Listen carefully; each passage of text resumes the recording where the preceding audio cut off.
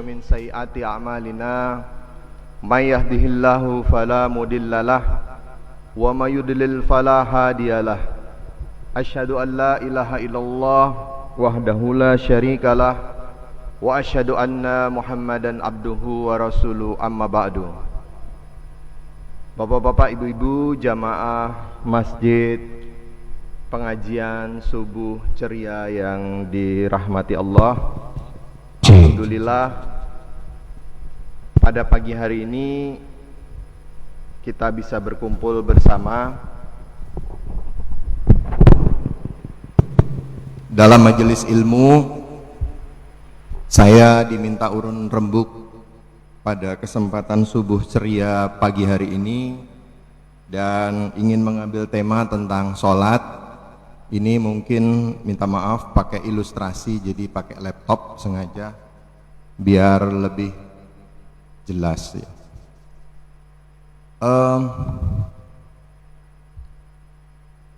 Ibnu Taimiyah rahimakumullah itu pernah punya quotes bahwa setiap ibadah di dalam agama kita pasti ada hikmahnya, entah itu kita tahu ataupun tidak tahu. Imam Syafi'i juga mengatakan kullu fillahi bil hikmah, setiap perintah Allah itu membawa hikmah. Kalau kita menjalani syariat-syariat dalam agama kita, itu pada prinsipnya bukan untuk Allah Subhanahu wa ta'ala, tapi manfaat, hikmah akan kembali lagi kepada kita, karena Allah Subhanahu wa ta'ala adalah Ghaniyun Hamid, maha kaya lagi tumpuan puji. Allah tidak membutuhkan apapun dan siapapun di alam semesta ini. Ia adalah raja, penguasa, pemilik saham absolut 100% dari seluruh semesta ini. Kitalah yang sepenuhnya bergantung, kitalah yang sepenuhnya butuh. Kalau syariat itu seolah-olah membebani kita, merepotkan kita, seolah-olah bentuknya kita menyetor kepada dia, tapi ujung-ujungnya kalau kita mencoba menggali lebih jauh, mentadaburi lebih jauh, manfaatnya, hikmahnya, kemaslahatannya sepenuhnya akan kembali kepada kita.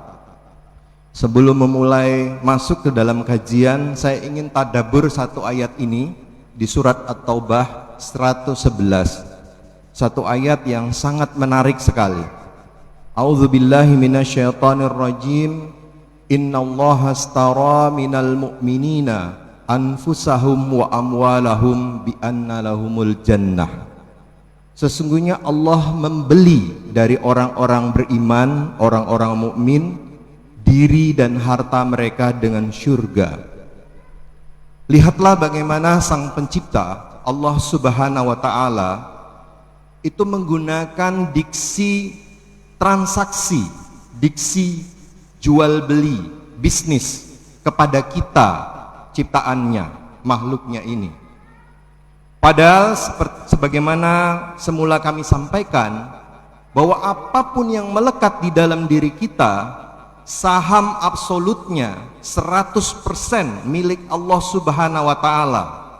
Kita tidak memiliki bahkan diri kita sendiri, nyawa kita sendiri. Barang satu helai rambut pun, barang satu sel pun di dalam diri kita, barang satu atom pun bukan berasal dari kita. Kita hanya memiliki hak guna pakai, hak pinjam saja, bahwa seluruhnya hanya milik Allah pada hakikatnya.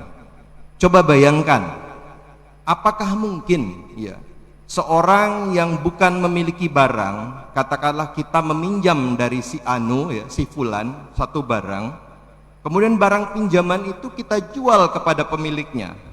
Tentu tidak mungkin berlaku seperti itu. Si peminjam dalam sebuah hukum transaksi tidak mungkin menjual barang pinjamannya kepada pemiliknya. Tapi di sini Allah menggunakan kalimat transaksional, kalimat perniagaan, bisnis. Allah membeli Al-Quran, nanti tolong dikoreksi, saya bukan ustadz. Al-Quran di banyak ayat-ayatnya itu banyak menggunakan diksi-diksi perdagangan. Di satu ayat misalnya Allah menggunakan kalimat pinjaman yang baik, qardan hasanah. Kata qardan itu mirip-mirip dengan kredit.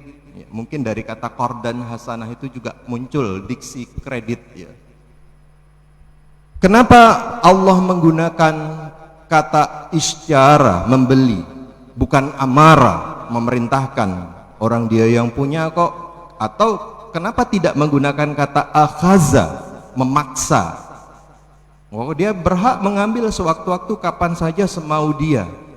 Disinilah kita melihat Allah begitu rahman dan rahimnya, begitu mulianya, sehingga mengangkat, memposisikan kita sebagai hambanya, itu diperlakukan sebagai mitra berniaga, mitra dagang yang dihormati, tidak sebagai budak yang propertinya bisa dirampas, bisa diambil sewaktu-waktu. Kalau raja itu kan berhak menyita, apalagi posisinya sama budaknya, kapanpun dia mau dia bisa sita secara paksa. Tapi Allah mendudukkan manusia dalam posisi yang terhormat dan mulia. Suatu perdagangan itu berlangsung hukum ridho by ridho, sama-sama senang. Sebetulnya kata para ulama, bukan kata saya, mengutip saja ya, yang sulit itu bukan ridho Allah, tapi apakah kita ridho kepada Allah. Kalau Allah itu dengan segala kemurahan beliau, dengan segala rahman dan rahimnya yang sangat luar biasa, itu mudah meridhoi hamba-hambanya. Tapi apakah kita ridho kepada ketentuannya, kepada qada dan qadarnya, itu yang lebih sulit. Dan lagi, yang kita katakanlah jual kepada Allah, itu sebenarnya semuanya bernilai properti duniawi yang fana, yang relatif, yang bercacat, yang pasti akan rusak. Masa berlakunya, expire date-nya sangat singkat. Itu diganjar dengan surga. Surga yang sempurna, yang kenikmatannya khalidina fiha abada, yang eternal, yang absolut, yang infinity. Jadi sekali lagi di ayat tadi kita bisa mentadaburi betapa Allah Subhanahu wa taala sangat rahman rahim, kasihnya tidak berbatas dan tidak kenal ujung, sayangnya tidak berbilang, memuliakan kita sebagai hambanya, makhluknya, masterpiece-nya yang dimuliakan. Nah, begitu juga ibadah sholat. Sholat ini boleh dikatakan adalah wujud ibadah di mana seluruh aspek di dalam diri kita itu menampilkan ketundukan yang paripurna kepada Allah Subhanahu wa taala, di mana hati kita, akal kita, raga kita berekspresi tunduk patuh kepada Dia pencipta langit dan bumi. Ketika kita sholat, kita harus paham, harus mengenal bacaan sholat kita, harus konsentrasi terhadap bacaan sholat. Kita bertadabbur terhadap apa yang kita baca, ayat-ayat yang kita hafal. Kita mengaktifkan fakultas berpikir kita. Saat berdiri beraudiensi kepadanya, kita memunculkan kesadaran ihsan, seolah-olah kita melihatnya. Kalau kita tidak melihatnya, maka percayalah, yakinlah bahwa kita berada di bawah pengawasan CCTV-nya setiap saat. Di sanalah kita beraudiens langsung kepada pencipta kita, mengadukan seluruh keluh kesah, problematika, persoalan yang menghimpit selama kita di dunia ini. Kita mengaktifkan fakultas berzikir kita, dan gerakan-gerakan sholat, gerakan yang melibatkan hampir seluruh sisi fisikal ragawi kita, anatomi kita, sejak berdiri sampai salam, itu mengaktifkan anggota tubuh kita. Otak kita berpikir, hati kita berzikir, dan badan kita jungkir-jungkir. Dalam sholat itu ada peningkatan kognitif, pelatihan afektif, dan psikomotor. Konon katanya orang yang sukses adalah orang yang berhasil membangun trilogi kemampuannya. Sukses dalam arti luas adalah orang yang bekerja ikhlas, hatinya ikhlas, tulus, tanpa beban, bekerjanya smart, cerdas, efisien dan efektif, dan bekerjanya tangkas, psikomotornya terampil. Karya-karya besar adalah rakitan dari kecerdasan rasional, kecerdasan emosional, dan kecerdasan kinestetik. Saya mengatakan bahwa sholat bukan olahraga, disclaimer juga dulu, tapi bernilai olahraga. Kalau kita mau coba hitung-hitungan secara awam saja, 17 rakaat yang kita lakukan sepanjang hari itu memberikan sumbangan 119 postur fisik perubahan setiap harinya. Kalau kita konversi per bulannya ada 3.570, per tahunnya ada 43.435. Sekarang semuanya serba dihitung, Pak, Bu. Dunia makin countables. Kalau bapak-bapak, ibu-ibu punya handphone atau punya smartwatch, jam tangan, itu gerak-gerik kita semakin terhitung. Kita bisa menghitung langkah kaki kita dalam seharinya.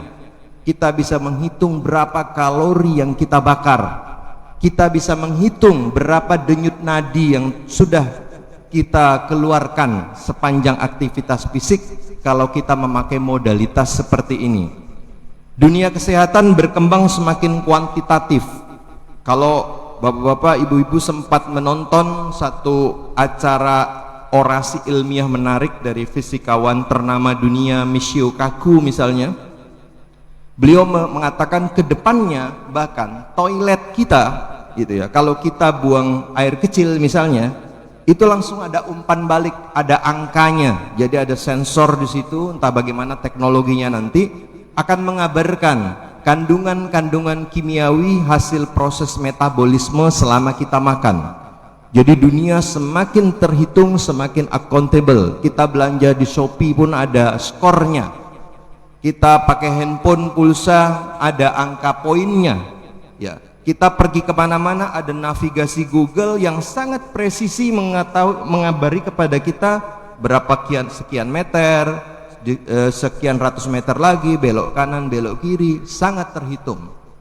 Nah, kalau kita menghitung sholat dan kita melakukan semua sholat nawafil, sholat tambahan secara komplit dalam seharinya, maka kita melakukan 308 postur perubahan fisik setiap harinya. Satu rakaat itu dalam penelitiannya, itu pernah diteliti di Kuwait ya, itu mampu membakar sekitar 5-10 kalori. Tapi ini simplifikasi saja, karena pembakaran kalori itu variabelnya banyak, berat badan, aktivitas, dan suhu dan sebagainya ya. Jadi hitung-hitungan tadi, kalau kita melakukan 308 gerakan postur fisik, maka itu dalam seharinya, dalam sebulannya kita melakukan 9.240 postur fisik atau 112.420 postur fisik setiap tahunnya. Dengan konversi angka seperti itu, maka sholat dapat dianalogikan sebagai olahraga berintensitas rendah. Bapak aerobik modern dunia yang terkenal, Dr. Kenneth Cooper, itu mengatakan bahwa olahraga yang terbaik adalah olahraga yang berintensitas rendah dan rutin dilakukan. Jadi beliau nggak menganjurkan olahraga pacuan yang menyita tenaga dalam waktu singkat, apalagi semakin umur makin menanjak. Maka dari itu tidak semua olahraga itu aman. Suatu ketika mungkin kita pernah mendengar ada orang yang bermain futsal atau bermain badminton, tentunya orang yang berumur biasanya ya, tiba-tiba kolaps di lapangan atau serangan jantung, itu karena pacuan ya. Tapi kalau olahraga jalan kaki, jogging ya, jalan cepat, berenang, senam, itu sangat direkomendasikan. Olahraga-olahraga itu adalah olahraga yang berintensitas rendah. Sholat adalah gerakan yang rutin, berintensitas rendah, repetitif, berulang dan berkelanjutan. Ini dari penelitian yang saya kutip itu, hitungannya kalau orang 80 kg, maka biaya energi hariannya sekitar 80 kilokalori per hari. Sholat itu pernah dihitung, itu analog kalau orang melakukan sholat 5 waktu seperti orang berjalan santai selama 7 menit. Sekarang kan kita dianjurin katanya ya, bahwa sehari minimal jalan sekitar 6.000 sampai 7.000 langkah ya minimal. Itu 7.000 langkah itu nggak mudah Bapak Ibu. Bagi yang memakai smartwatch atau handphone itu kan ada aplikasi, kalau di Samsung tuh ada S-Health, Samsung Health, itu bisa menghitung langkah kaki juga, kita ngantongin aja gitu atau kita pegang sambil kita jalan. Coba deh hitung aktivitas kita seharian, wirawiri, apalagi kalau cuma di dalam rumah, itu nggak sampai 7.000 langkah. Sebuah artikel populer yang sering diposting di Google itu mengatakan orang Indonesia termasuk orang paling malas di dunia. Enggak, wallahu alam benar atau tidak. Karena apa? Karena hitungan langkah kakinya itu hanya seputaran 3.000 langkah per hari. Beda. Kenapa Singapura? Ya ini sisi itunya saja yang kita apresiasi ya, enggak semua segmen kehidupannya. Kenapa Singapura kemudian berkembang menjadi satu kawasan blue zone baru, new blue zone, orang-orang yang akan mencapai angka harapan hidup tertinggi di dunia, longevity yang baik. Itu karena salah satu variabelnya mereka senang jalan kaki, bahkan konon katanya ada bonus di sana. Jadi rata-rata orang Singapura itu jalan kakinya hitungannya di atas 10.000 per hari. Kalau bapak-bapak, ibu-ibu pernah main ke Singapura, itu pasti ketika traveling gitu ya, atau ada keperluan sekolah atau keperluan bisnis, menghitung itu mau nggak mau kita dipaksa memang sampai puluhan ribu, karena kita harus turun ke bawah kolong tanah itu, kereta api bawah tanah itu ya, kemana-mana tuh jarak tempuhnya jauh, dan kemana-mana asik berjalan ya. Ini alhamdulillah saya juga senang di pertigaan Yosudarso menuju Darussalam itu ada trotoar baru, dan trotoarnya ramah terhadap pejalan kaki. Idealnya seperti itu. Jadi ada complete street, ada jalan raya untuk kendaraan umum, kendaraan besar, ada jalan buat sepeda mestinya, ada jalan buat pejalan kaki, bahkan trotoar baru itu menyediakan rute braille ya, rute buat orang buta. Idealnya semuanya punya hak yang sama di dalam jalan ya.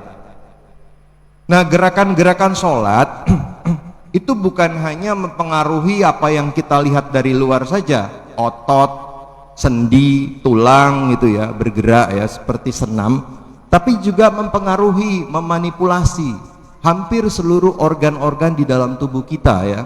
Apakah pernafasan, peredaran darah, jantung, limfatik, saluran cerna, sistem saraf, kandung kemih, hingga kekebalan tubuh. Nanti kalau waktunya sempat kita coba singgung sedikit ya di antara manipulasi yang dilakukan ketika kita sholat. Saya izin berdiri ya sambil ilustrasi ya. Sholat kan dimulai dengan keadaan berdiri. Saya punya pertanyaan, Pak.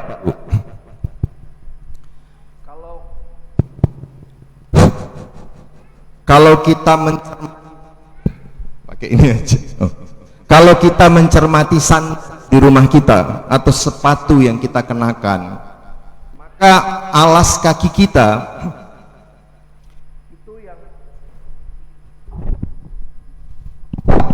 itu yang paling tipis bagian, oh ya maaf,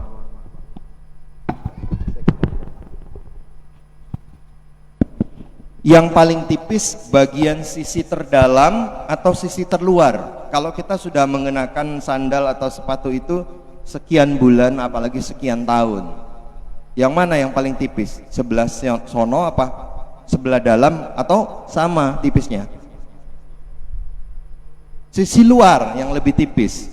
Ya, jadi dia tidak sama. Karena kita itu sebetulnya berjalan tuh begini, bukan begini kita berjalan. Ya kan, kita jalan kalau orang hobbit kayak Donald Bebek itu gini. Nah, ketika kita sholat, postur berdiri kita itu disunahkan lurus menghadap kiblat, kaki kita begini, bukan begini ya, yang benar begini. Mohon dikoreksi Ustadz nanti kalau salah dalilnya ya, tapi sependek pengetahuan saya begini. Ini hikmahnya secara medis, kita merubah tumpuan beban yang dalam keseharian kita menaruh tumpuan beban di lateral sebelah samping, kita endorotasi, kita putar ke tengah. Jadi tumpuan beban itu mengalami penyeimbangan. Kompaksitas tulang itu menjadi terbagi secara merata. Jadi tulang kita itu akan semakin kuat, otot kita itu semakin kuat ketika itu dipakai, dikasih beban ya. Jadi organ-organ tubuh kita ini berlaku hukum use it or lose it, pakai atau rusak sekalian. Bagi otot dan otak itu berlaku hukum seperti itu. Semakin tidak dipakai itu semakin cepat rusaknya. Itulah kenapa para politisi, para ulama itu jarang yang pikun, karena otaknya dipakai terus. Ada exercise, ada brain gymnya. Jarang tuh politisi-politisi itu pikun, itu dimensia jarang sekali. Begitu juga para ulama, para kiai ya, yang aktif dalam berpikir. Begitu juga atlet, fisiknya itu akan selalu menyenangkan. Saya kalau ketemu pasien yang selalu saya tanya dalam pembiusan ya, saya nggak berada pasien di ruang praktek, di kamar, di meja operasi. Kalau dia berlatar belakang petani, saya merasa sedikit aman karena kardiovaskulernya biasanya bagus, jantung dan pembuluh darahnya bagus. Seorang atlet yang terlatih, seorang pekerja lapangan kayak petani, pekebun ya, nelayan yang aktif, itu jantungnya efisien. Bahkan kadang-kadang ada markernya. Denyut nadinya itu tidak sama dengan rata-rata orang kebanyakan. Denyut nadinya itu lebih lambat. Jadi kalau orang punya denyut nadi lambat, postur badannya anatomis, itu gambaran dari physical fitnessnya yang bagus. Nanti ada kaitannya sama sholat ya. Ini dengan menarik gini membuat meratanya kepadatan tulang bagian bawah, sehingga secara ortopedik tulang itu dilatih secara merata. Nah, ketika kita berdiri, aktivitas kita yang pertama sekali kita lakukan adalah takbir ya. Peragaan takbir itu kan mengangkat tangan begini ya. Apa yang terjadi di dalam tubuh kita ketika kita mengangkat tangan seperti ini? Di dada kita seperti apa? Mengempis atau mengembang dada kita? Ya, mengembang. Lihat itu ya. Ketika kita takbir, maka posisi dada kita itu akan mengembang. Nah, yang tadinya biasa aja kemudian jadi mengembang. Akibatnya ketika pengembangan ini terjadi tekanan negatif, udara dari luar akan masuk ke dalam dada kita. Jadi terjadi inspirasi ya, udara dari luar masuk ke dalam saluran rongga dada kita. Tapi di saat yang sama ketika kita mengangkat takbir, kita disuruh mengucapkan Allahu Akbar. Kalau kita mengucapkan kalimat, udara itu masuk apa keluar? Allahu Akbar, keluar, kita usir keluar, ya kan? Begitu udara masuk, udara diusir lagi keluar, sehingga terjadi manipulasi di diafragma. Ini adalah otot pembatas kompartemen dada dan abdomen dan perut, torak dan abdomen. Jarang ada olahraga yang melatih melatih diafragma, itu jarang. Ada kayak yoga, pilates, itu melatih diafragma. Tapi kalau olahraga-olahraga harian itu jarang melatih diafragma. Pernah nggak kepikir bahwa sholat itu melatih otot yang jarang dimanipulasi, tapi tidak dengan beban yang berlebihan. Sholat itu semuanya serba manusiawi, bisa dilakukan segala lapis usia, tidak ada gerakan yang aneh-aneh, tidak ada di sana gerakan kayang, tidak ada split seperti Van Damme, tidak ada gerakan salto. Pokoknya semua pergerakan mengikuti kaedah fisiologis tubuh. Ya. Jadi sholat itu saya bahasanya begini ya, memberikan investasi perawatan sistem otot dan tulang rangka. Jadi dalam dunia kesehatan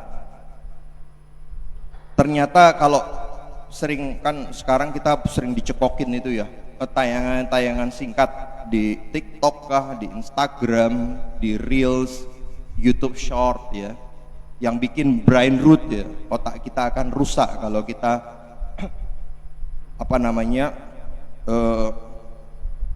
larut dalam aktivitas seperti itu, scrolling, lupa waktu, lupa segalanya ya, dapat informasi singkat tapi tidak ada hal apapun yang lekat di kepala kita.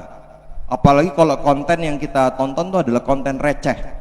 Nah, mungkin suatu ketika kita menonton informasi yang sifatnya medis populer, kesehatan populer, bahwa ternyata ya menurut informasi update terkini dari kesehatan populer, kalau orang ingin berumur panjang ya, ada tiga bagian di dalam tubuhnya yang harus dirawat, yang prioritas.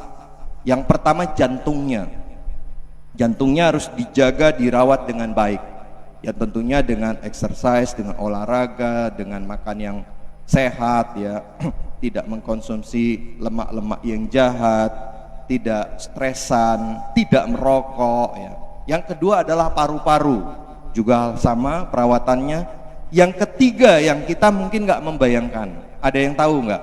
Jadi ada 3 hal prioritas di bagian tubuh kita yang harus dirawat baik-baik apabila kita ingin mencapai longevity, umur panjang. Jantung, paru-paru, yang ketiga ada yang tahu? Dan itu nggak terbayangkan di pikiran kita. Hah? Apa? Ustaz? Kulit. Oh, kulit nggak apa-apa. Kulit itu estetika saja, bukan meremehkan kulit ya. Kulit kalau terkelupas sampai 50% juga. Jadi istilah alat vital itu sebetulnya secara bahasa salah ya. Seluruh tubuh manusia ini vital. Jadi kalau kulit kita terkelupas sampai 50% bisa mati juga manusia. Nggak bisa dia kembali. Kulit itu kalau luas sekali apanya, dia nggak bisa nutup kembali. Mau dicangkok sama yang lain, itu berlangsung access denied, karena kodenya nggak sama. Ya, kita itu spesifik dibuat Tuhan, esa kita itu sama seperti pencipta kita, tidak terulang 2 kali kita. Jadi yang terakhir, yang ketiga yang gak kita bayangkan adalah ternyata kaki yang harus dilatih. Nggak kebayang kan? Nah, ada istilah sarkopenia. Jadi ketika orang masuk umur 30 tahun, itu otot-ototnya mengalami penurunan sekitar 1%. Kalau nggak dilatih, itu makin mengecil, makin lemah, makin atrofi. Dan itu membahayakan, khususnya buat ibu-ibu. Apabila masuk umur reproduksinya selesai ya, menopause ya, kemudian estrogennya berkurang, maka perlindungan salah satunya kepada tulang itu menjadi berkurang. Makanya sering terjadi osteoporosis, bahkan nenek-nenek itu kalau jatuh fraktur ya tulang pahanya. Mungkin kita ada yang ketemu di keluarga kita atau yang kita kenal deh ya. Nah, kalau kita melatih otot kita dengan aktivitas ya, dengan aktif ya, dengan stretching, relaksasi, fleksi itu menekuk, ekstensi menjulurkan, kontraksi isometrik, isotonik, itu kita melatih muskuloskeletal, otot dan tulang kita, dan semua adegan itu ada di dalam sholat. Nah, ini fakta, fun fact ya, fakta menarik ya kalau orang belajar anatomi. Jadi di dalam tubuh kita tuh ada 2 pembuluh. Kalau pembuluh yang pertama pasti tahu semua ya, itu pembuluh darah. sistem yang tertutup dari jantung, keluar dari jantung adalah arteri, kembali ke jantung namanya vena, balik lagi ke jantung. Itu panjangnya kalau direntangkan 2 kali planet bumi ini tiap orang. Jadi setiap orang itu adalah raksasa yang diciutkan dalam origami kecil, ya. Sel-sel tubuh kita, ini fun fact saja nih, sekedar menarik. Sel-sel tubuh kita, kromosom itu kalau dipilin, disambung, kromosom itu kan kayak DNA kita tuh kayak tangga ya, Bu ya. Kalau disambung, itu jarak setiap orang, kata para ilmuwan medis ya, dari bumi sampai ke Pluto pulang balik tiap orang. Nah, pembuluh yang kedua tuh namanya pembuluh limfa, yang kurang populer. Tapi baru tahu kalau kita terkena suatu ketika penyakit infeksi ya, misalnya kita sakit tenggorokan atau ada sakit ada bisul mungkin di paha, itu ada jendolan kayak kelereng nonjol. Pernah ngeraba atau pernah tahu mungkin anak-anak kita batuk lama ya, ada jendolan kayak kelereng di lehernya, di ketiaknya, di lipat pahanya, itu namanya kelenjar limfatik. Kelenjar limfatik ini bukan pembuluh tertutup, tapi pembuluh yang terbuka. Dia tidak membawa darah, tapi dia membawa lemak dan imunitas, sel-sel kekebalan. Stasiun regional muaranya ternyata ada di bahu, ada di sini nih stasiunnya, dimana pada akhirnya si limfatik itu akan bermuara masuk ke dalam sistem pembuluh darah. Nah, ketika kita takbir, kan setiap gerakan sholat tuh ada begininya ya. Takbir ada begininya, mau rukuk begini, i'tidal begini lagi. Kemudian pas sujud ya enggak ya, tapi tangan pas sujud begini lagi. Itu ada muscle pumping, ada pompa otot. Karena pergerakan limfatik ini dilakukan oleh 2 hal, gravitasi dan muscle pumping. Karena dia tidak punya pompa seperti jantung. Dengan ada muscle pumping seperti itu, maka ada dukungan distribusi, terutama ke daerah-daerah di kepala ya, di pompa kepala. Jadi dia mendistribusikan. Salah satu yang didistribusikan adalah sistem kekebalan tubuh. Nah, ini fun fact ya, yang nggak pernah terbayang oleh kita. Kemudian saya cepat saja ini ruku ya. Adegan kita berikutnya adalah ruku. Kita adalah satu-satunya makhluk di planet bumi ini yang berdiri tegak. Tidak ada rasanya makhluk lain di luar sana yang berdiri tegak sepanjang masa seperti kita. Orangutan sesekali waktu berdiri tegak, tapi kadang-kadang tangannya juga berfungsi sebagai kaki, juga 4 kaki begitu. Ada ongkosnya yang harus dibayar. Kalau kita berdiri tegak, tulang belakang kita itu modelnya itu pakai tangan aja saya ilustrasikan ya. Itu nggak bersambung tulangnya, jadi begini. Nggak bersambung. Ini ada bantalannya. Ini bukan tulang nih, ini bantalan. Sebetulnya berongga dia. Jadi kalau kita berdiri tegak gini, itu ada kompresi dari atas ke bawah, ada penekanan. Ya kan, karena ada gaya gravitasi juga ya, posisi kita selalu berdiri. Itu mengapa monyet, orangutan, gorila itu nggak ada yang kena sakit pinggang. Ada yang dokter hewan nggak di sini? Tahu kenapa? Kelompok monyet, siamang, bonobo, simpanse, gorila, orangutan tidak ada yang kena sakit pinggang. Bapak-bapak, ibu-ibu ada yang kena sakit pinggang?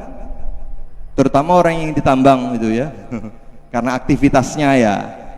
Tapi itu ya, dia mendapat penyakit itu dari kemuliaan dia mencari nafkah ya, bekerja ya. Itu karena mereka suka bergelantung. Maka kiatnya sebetulnya sering diinformasikan oleh pakar-pakar kesehatan olahraga. Kalau mau terbebas dari sakit pinggang, bisa dicoba nih. Itu melakukan dead hang. Dead hang tahu ya? Jadi kayak pull up, tapi nggak perlu diangkat, cuma gantung gitu aja. Gantung kaki kita melayang gitu ya, gantung di sebuah alat tools ya. Selama setengah menit tiap hari, 1 bulan, insya Allah sakit pinggangnya, nyeri boyoknya bisa reda. Nah, dengan kita melakukan ruku, kita kita melakukan peregangan sebetulnya. Tadi yang tulang belakangnya begini, kompresi ke bawah, ketika kita ruku ya, kita agak dorong dikit ini ke belakang, dan ini posisinya lurus ya.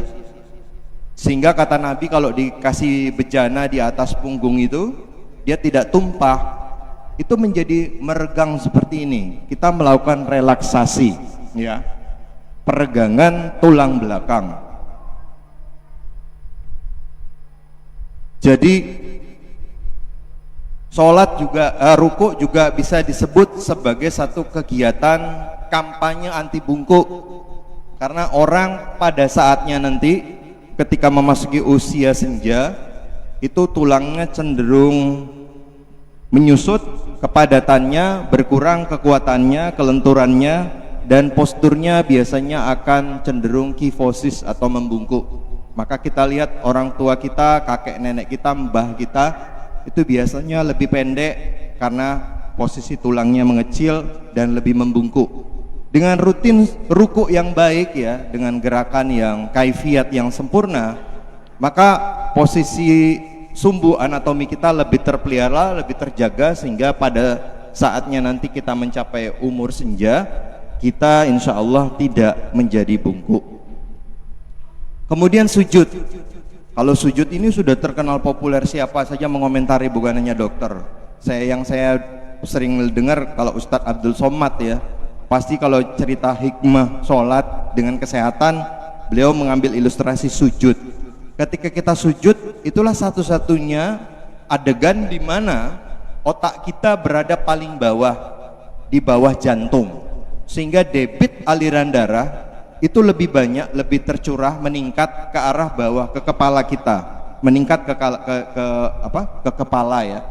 Dengan penambahan debit aliran darah itu karena posisi dan gravitasi, maka pembuluh darah kita menjadi lebih terisi, sehingga seperti dilatih pembuluh darah kita itu.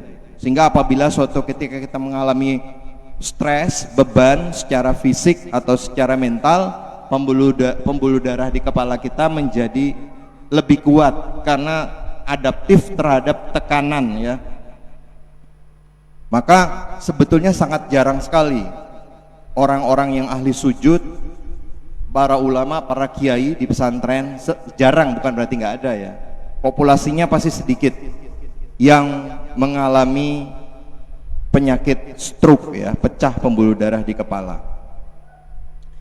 Begitu juga ketika kita sujud, itu ada penelitiannya ya, maka tekanan di paha itu justru ada namanya vena savena magna ya, yang keluar kalau jadi varises itu menurun sampai 80 kali.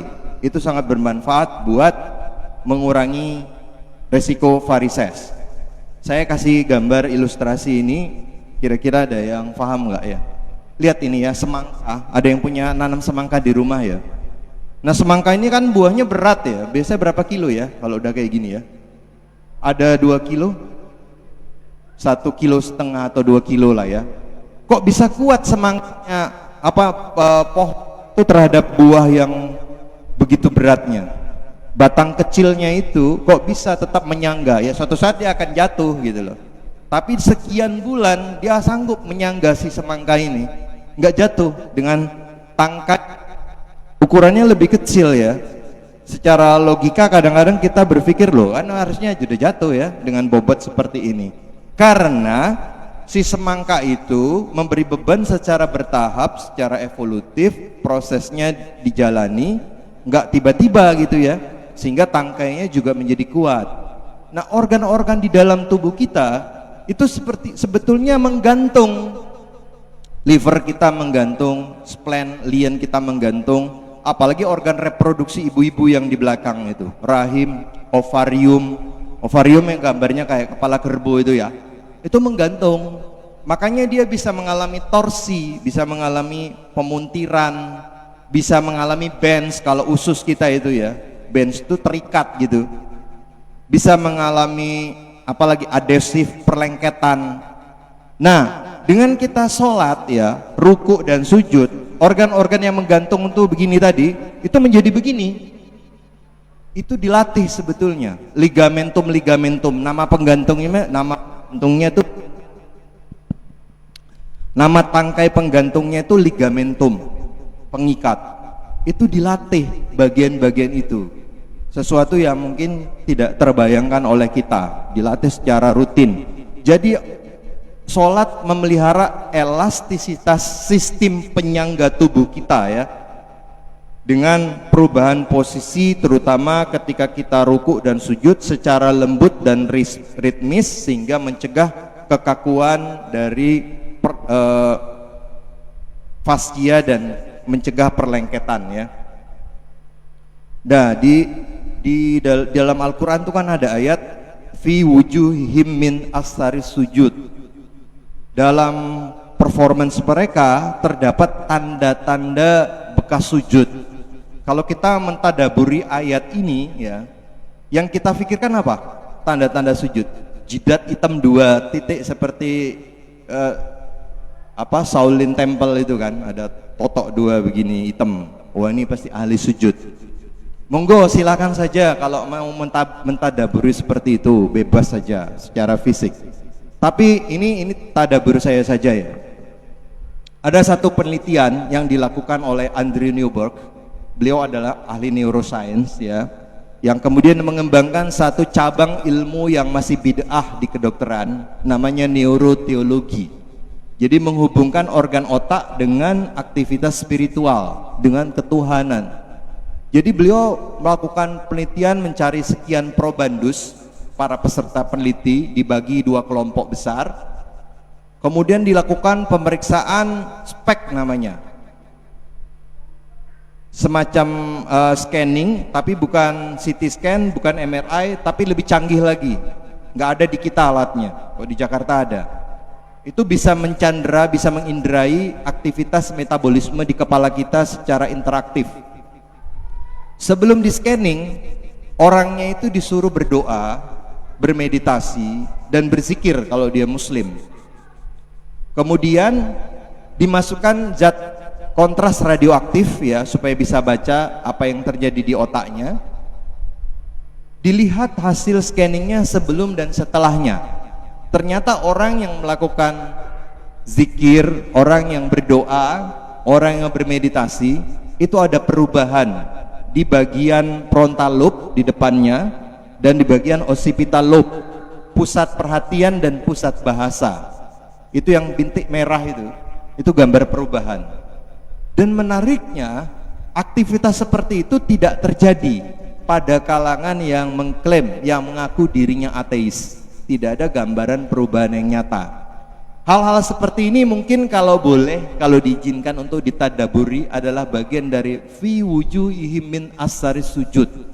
Pada wajah mereka terdapat, pada muka mereka terdapat tanda-tanda bekas sujud ya. Kalau ada spek, dan saya punya kewenangan meneliti, pengen juga rasanya saya meneliti orang sholat ya.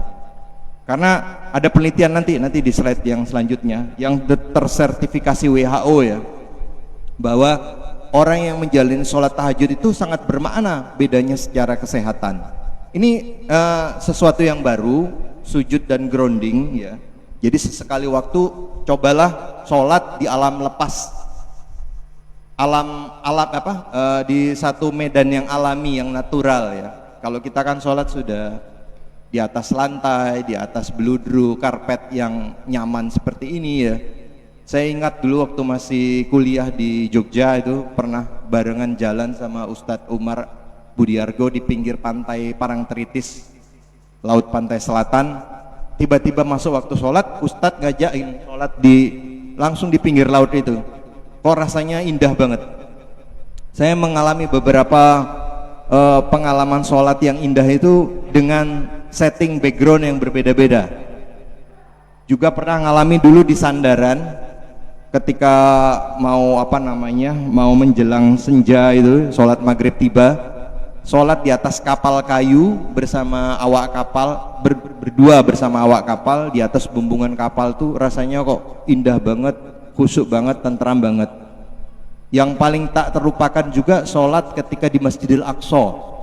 Nanti mudah-mudahan bapak-bapak, ibu-ibu kita semua bisa ya berkunjung ke tanah suci kita yang terlupakan ya. Jadi kalau kita pergi ke Mekah, ke Madinah, itu kan kita menyaksikan kolosalnya, demonstratifnya, hebatnya, persatuannya umat Islam datang dari 5 penjuru benua, segala ras tumplek di sana. Betapa atraktifnya, betapa kolosalnya, betapa megahnya umat Islam itu. Tapi begitu kita masuk Masjidil Aqsa, di Aqsa itu sepi, sunyi, lirih, yang terdengar sayup-sayup sampai hanya suara burung dan lantunan murotal Al-Quran yang lembut dan semilir angin dari pohon zaitun. Sholat di situ memberikan nuansa yang sangat berbeda. Rasanya damai tapi menusuk. Sedih melihat satu kawasan yang berstatus tanah suci masih lebih banyak lagi shaf di masjid apa ini kok saya lupa jadi. Masjid Darussalam. Masih lebih banyak jamaah di Masjid Darussalam ketika sholat. Karena rezim Zionis itu melarang orang Palestina yang berpaspor Palestina, orang mudanya, untuk masuk ke pekarangan Masjidil Aqsa. Jadi kalau kita masuk ke Aqsa itu dijaga di setiap gerbangnya itu sama tentara-tentara Israel. Mereka bergantian shift. Kemudian pintu gerbangnya pun dibuka mereka. Subuh itu ya nggak kayak kita bebas keluar masuk ke dalam masjid, bahkan tidur enak di dalam masjid, dikasih sarapan lagi habis ini. Kalau di sana tunggu mereka bukain, sehingga terjadi lorong antrian yang panjang kalau subuh itu. Diperiksa satu persatu, tas kita kadang dibuka, kadang diinterogasi. Interogasinya pun pakai senjata larasnya panjang. Jadi ada suasana mencekam, suasana yang penuh kekhawatiran, suasana yang prihatin ya, bercampur rasa menjadi satu. Jadi sholat sujud di Masjidil Aqsa itu istimewa banget. Apalagi kan imam-imam Masjidil Aqsa itu selalu membanggakan kawasan Aqsa itu adalah kawasan paling istimewa di dunia ini. Tidak ada satu tempat di belahan bumi manapun di mana Rasulullah SAW pernah sholat berjamaah dengan seluruh nabi yang pernah ada di dunia ini. Tentunya itu peristiwa yang spiritual yang kita tidak paham hakikatnya. Dan di sanalah tempat take off Rasulullah SAW menuju satu perjalanan paling jauh yang pernah ditempuh makhluk ya. Nah, sholat di lapangan itu grounding. Bisa didengar nih ceramahnya di Dr. Zakir Naik sering cerita tentang grounding ya. Ketika kita kontak ya dengan bumi langsung, itu katanya ada efek yang sangat bermanfaat. Ini ilmu baru ya, dengan kelistrikan di dalam tubuh kita ya. Jadi ternyata juga bagus buat imunitas. Itu ada penelitiannya. Ini gambaran sel darah merah di bawah mikroskop kalau kita sebelum dan setelah grounding. Setelah grounding sel darah merahnya lebih tidak tertumpuk, lebih terpisah seperti itu ya.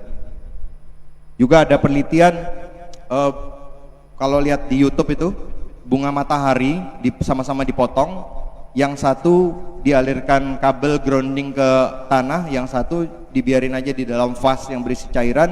Ternyata yang dibuat grounding itu lebih awet, lebih tahan lama, lebih segar dia. Kemudian duduk iftirosi, duduk di antara dua sujud.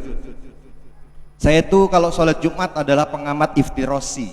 Saya pengen tahu umat Islam sejauh mana staminanya ya. Siapa saja yang mendengarkan khutbah dalam posisi duduk iftirosi. Di sini tidak ada yang duduk iftirosi, semuanya duduk santai. Kalau kita duduk iftirosi 10 menit atau 5 menit, kira-kira apa yang terjadi di kaki kita? Kenapa kita tidak memilih duduk iftirosi seperti Cak Nur? Kenapa? Karena kalau kita berlama-lama duduk seperti ini, bagaimana Cak kaki kita? Kesemutan ya kan, geringgingan, kesemutan. Maka akan ada satu sensasi di telapak kaki kita tiba-tiba semriwing gitu ya, seperti ada semut berjalan gitu ya. Kalau kesemutan tuh ini sekedar nyamping ya bahasa Indonesia ya. Kesemutan tuh semutnya ada nggak? Nggak ada kan? Sama kan kalau kita bilang kesetanan, setannya ada nggak? Nggak ada kan? Karena itu kata sifat. Tapi kalau ketuhanan, Tuhannya ada nggak? Hah? Nggak konsisten dong.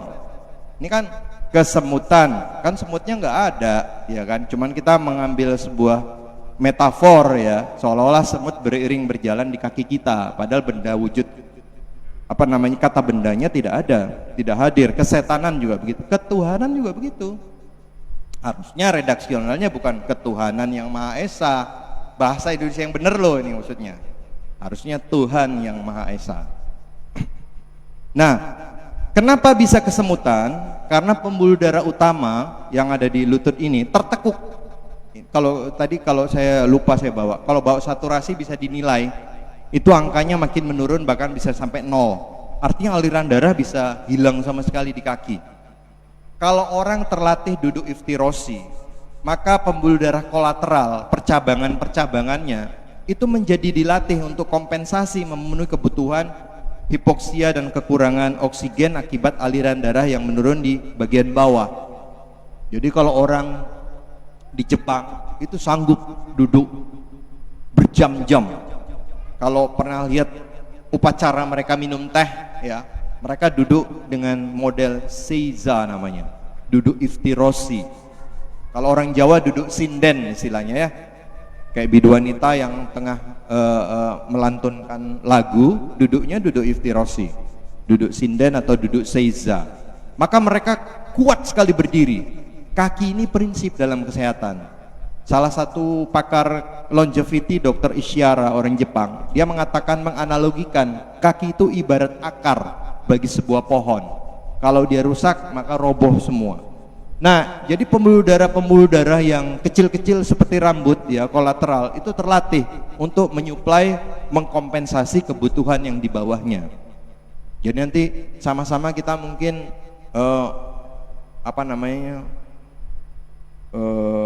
menantang diri kita ya, saat sholat Jumat mendengar khatib menyampaikan khutbahnya, kita coba duduk iftirosi. Berapa lama kita bisa tahan duduk iftirosi? Kita lihat kanan kiri kita bukan sebagai kompetitor, bukan sebagai penyaing, tapi sekedar tertawa sendiri di dalam batin. Pada menit keberapa orang mulai geringgingan, pada menit berapa orang mulai kesemutan ya. Ya ini dilewatin aja lah. Nah, satu hal mungkin yang sebagai kiat tips ini ya, kalau kita berubah formasi dari sujud kemudian harus berdiri ya, rakaat pertama atau rakaat ketiga, itu kan kita duduk sementara ya. Ada yang melakukan seperti itu, ada yang langsung ya. Nggak tahu yang langsung tuh ada dalilnya nggak ya? Yang ada ya, tentunya ada, kan sholat itu fikihnya beragam banget ya. Yang penting ada dalilnya. Cuma kiatnya jangan sekali-sekali, bukan jangan sekali-sekali, berlatihlah, saya bilang begitu, berlatihlah ketika kita habis sujud ya, kita duduk sementara begini, jangan pakai alat bantu berdirinya. Latihlah tumpuan kaki ini untuk dipakai supaya kita bisa berdiri. Itu melatih otot hamstring kita. Jadi sekarang kan salah satu anjuran populer untuk menjaga kebugaran tubuh itu melatih squat, menjalani squat namanya ya. Squat tahu ya? Squat yang begini tuh ya, yang begini ya. Nggak enak kalau posisinya begitu. Ah gini ya. Squat itu melatih otot-otot kaki kita. Kalau orang katanya penelitian di Texas tuh ribuan sampel melakukan squat itu dari mulai pukul 8 pagi sampai pukul 5 sore setiap jamnya 10 kali saja, itu sama dengan dia berjalan 7.000 langkah dalam seharinya. Dan manfaat yang didapatkannya juga tekanan darahnya menjadi lebih baik, kadar gula darahnya menjadi lebih baik. Nah itu ada squatnya di dalam sholat. Jadi tolong dilatih, jangan bermalas-malasan lah sholat, jangan pakai alat bantu ya. Kita semuanya serba malas sih, padahal syariat kita itu udah sangat sempurna. Wudhu misalnya, kenapa? Contoh orang malas ya, kalau membasuh kaki, itu kan sebetulnya kaki kita kan kayak dimasase gitu kan, dengan air, dimasase, dilap ya, dipijit-pijit gitu ya. Tapi lihat kalau orang wudhu kan begini-begini aja kan, ya semuanya simple. Rukuk pun begini aja orang, hemat banget gerakannya. Ada yang begini terus begitu mau sujud nggak berdiri lagi, langsung nyebur ke bawah gitu ya, biar efisien. Nah salam terakhir, ini waktunya udah lewat ya, itu gerakan traksi ya, supaya ngencengin pipi itu Bu. Jadi lebih kenceng, lebih kinclong ya. elastisitas kulit wajah lebih terpelihara dengan baik dengan traksi ringan. Jadi nolengnya tuh maksimal ya, ke kanan dan ke kiri biar ada traksinya. Ini leher-leher kita yang duluan akan keriput nanti berjalannya usia. Nah, saya mau menutup ini nih. Lihat tuh Islam ya. Islam itu mengajarkan satu nilai yang sangat kompak. Hampir seluruh dimensi agama kita itu membawa pesan humanisme teosentrik. Istilah ini saya pinjam dari Dr. Kutwijoyo almarhum ya. Jadi seolah-olah ketika kita sholat, kan kita menghadap Allah ya. Allah bilang ke kita, baik, aku sudah terima ibadahmu, pengabdianmu kepadaku, kamu sudah menghadapku dengan baik, tapi sekarang buktikan dong bahwa kamu bisa menebar salam kedamaian dengan ditegaskan ke kanan dan ke kirimu, ke lingkunganmu, ke kawan, bahkan kepada lawan-lawanmu. Jadi hampir semua ibadah di dalam agama kita itu berdimensi bukan hampir semua humanisme teosentrik. Lihat saja Al-Quran. Al-Quran itu dimulai dengan Al-Fatihah ya, pengagungan kita kepada Allah sebagai Rabb, sebagai Malik, sebagai Ilah. Tapi Al-Quran ditutup dengan surat An-Nas, manusia. Lihat aja rukun Islam. Rukun Islam itu dimulai dari syahadatain ya, membangun fondasi keimanan kita dengan kalimat tauhid, la ilaha illallah. Tapi ujungnya itu adalah ibadah yang mendemonstrasikan kemanusiaan universal, haji, di mana orang datang ke Baitullah dari berbagai etnis, ras, dari berbagai benua, tumplak, segala warna, bahasa, ragam budaya, tidak membawa atribut-atribut apapun, hanya menyeru labbaik Allahumma labbaik. Lihat aja perjalanan Mi'raj Nabi. Kalau Nabi itu seorang sufi, ketemu Allah selesai sudah. Obsesi tertinggi dari seorang sufi ya ketemu Tuhan. Nggak ada lagi pencapaian lebih dari itu. Tapi begitu Nabi menghadap Allah Subhanahu wa Ta'ala, beliau kembali lagi ke dunia dengan berpeluh darah, keringat dan air mata, kembali menjadi seorang abdan nabiyya, nabi yang rakyat jelata, yang pakaian hariannya hanya 3 helai saja, yang di rumahnya tidak tersimpan makanan untuk hari esok, yang ketika meninggal dunia harta yang tertinggal di rumah tangganya hanya 7 dinar saja. Bukan nabi yang raja di raja, bukan nabi yang mulkan nabiyya. Lihat bagaimana misalnya dakwah Islam.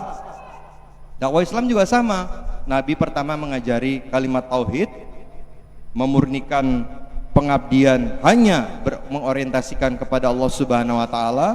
Tapi ujung karir dari perjalanan dakwah Nabi adalah ketika beliau melakukan khutbah wada, haji perpisahan. Dan pidato di khutbah wada itu luar biasa, membawa pesan-pesan kemanusiaan universal, bahwa pada hari ini darahmu, hartamu, dan kehormatanmu suci. Yang dari kutip pada teks dari Haji Wada itu dipinjam, diambil menjadi opsi dari bagian Declaration of Human Rights, deklarasi hak asasi manusia. Itu poin-poinnya minjem dari Khutbatul Wada, itu terverifikasi itu. Freedom of life, freedom of dignity gitu ya.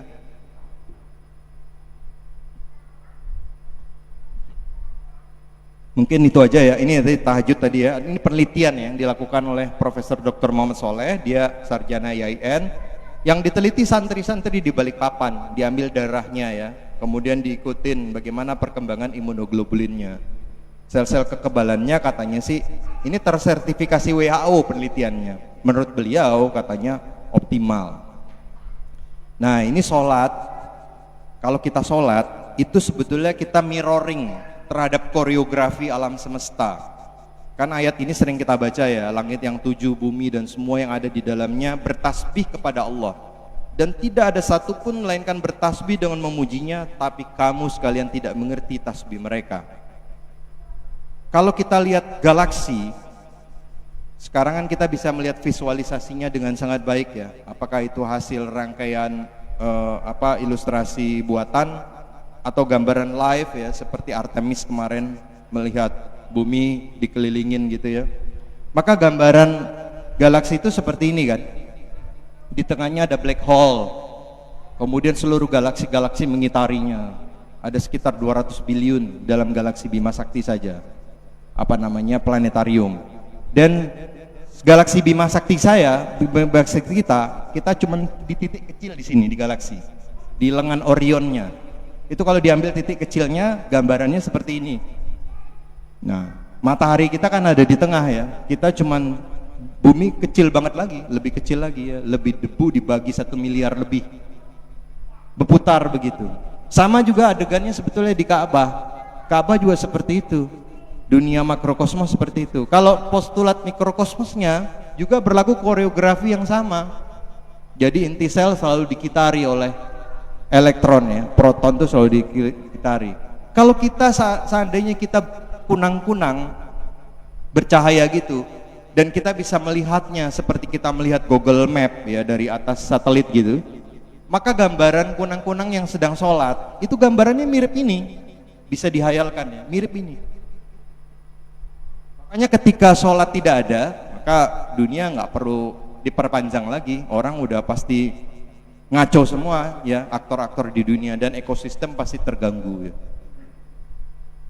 Pesan terakhir, gerakan sholat adalah gerakan yang teratur, ringan, proporsional, berintensitas rendah, aman dilakukan di segala lapis usia, dilakukan secara rutin, repetisi berkelanjutan sepanjang hidup, tidak ada formasi gerakan yang aneh-aneh, memakai istilah medis bahwa gerakan itu adalah gerakan fisiologis mengikuti format anatomi tubuh, memanipulasi seluruh organ tubuh kita, otot, sendi, tulang, aliran darah, limfatik, membantu relaksasi neurohormon, menurunkan stres mental ya. Kalau orang sholat, hatinya berzikir, otaknya berpikir, fisik rakyatnya jungkir-jungkir. Dia memiliki good heart, good head, dan good hand. Saya tutup dengan quote-nya Coach Stephen rahimahumullah. Beliau pernah bilang, gak ada yang mesti diburu-buru dalam hidup. Satu hal yang mesti diburu-buru ya sholat doang. Karena hidup ini cuma nungguin mati, dan kerja cuma nungguin waktu sholat. Ini quotes yang sangat menyentuh dari seorang mu'alaf ya, yang bisa menjadi inspirasi buat kita semua. Mungkin itu saja Bapak Ibu sekalian. Kalau ada benarnya datang dari Allah Subhanahu wa taala, kalau ada yang salah saya Al-Fakir yang salah. Billahi taufik wal hidayah. Ini ada diskusi enggak? Enggak ada. Billahi taufik wal hidayah. Assalamualaikum warahmatullahi wabarakatuh.